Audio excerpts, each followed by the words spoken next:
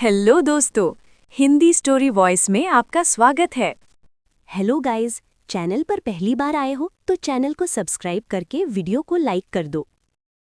शहर की भीड़-भाड़ से दूर एक छोटी सी लाइब्रेरी थी। वहीं रोज शाम को एक लड़का आता था, कबीर। किताबें पढ़ना उसका शौक था, लेकिन कुछ दिनों से उसकी नज़रें किताबों से ज्यादा किसी और को ढूंढती थीं।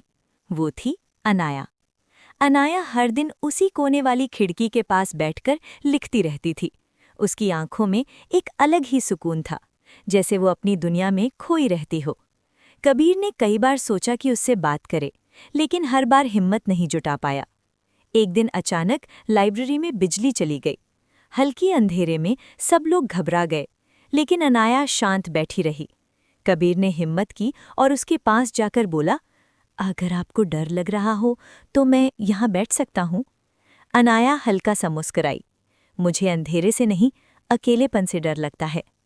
उस एक लाइन ने कबीर के दिल को छू लिया। धीरे धीरे दोनों की बातें शुरू हो गईं। किताबों से शुरू हुई बातचीत कब एहसासों तक पहुंच गई, पता ही नहीं चला। एक शाम जब सूरज ढल रहा था और खिड़की से हल्की सुनहरी रोशनी अंदर आ रही थी, कबीर ने धीरे से कहा, तुम जानती हो, मैं यहाँ किताबों के लिए आता था, लेकिन अब सिर्फ तुम्हारे लिए आता हूँ। अनाया ने उसकी तरफ देखा। उसकी आंखों में सच्चाई साफ थी। और मैं? वो हल्का सा मुस्कुराई। मैं यहाँ लिखने आती थी, लेकिन अब मेरी हर कहानी तुमसे शुरू होती है। कबीर ने उसका हाथ थाम लिया।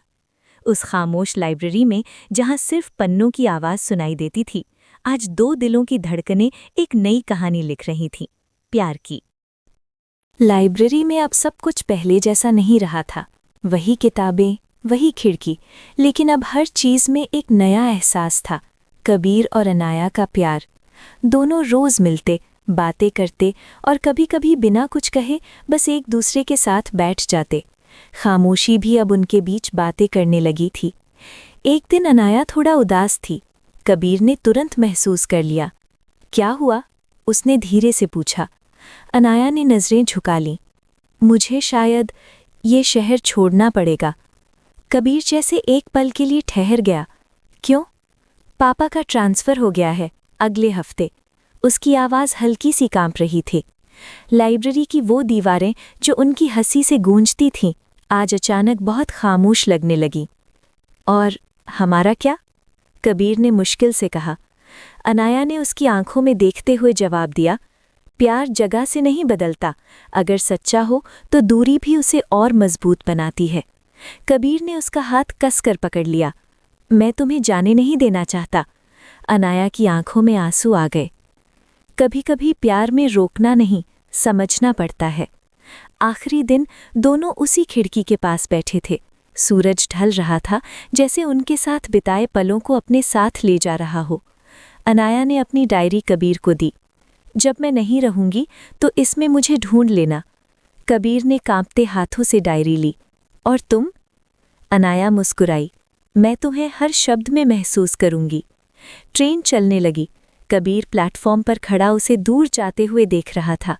अनाया खिड़की से उसे देखती रही, जब तक वो नज़रों से ओझल नहीं हो गया। उस दिन के बाद लाइब्रेरी वही रही, लेकिन कबीर बदल गया। वो अब भी हर शाम वहाँ आता, उसी खिड़की के पास बैठता और अनाया की डायरी खोलकर पढ़ता।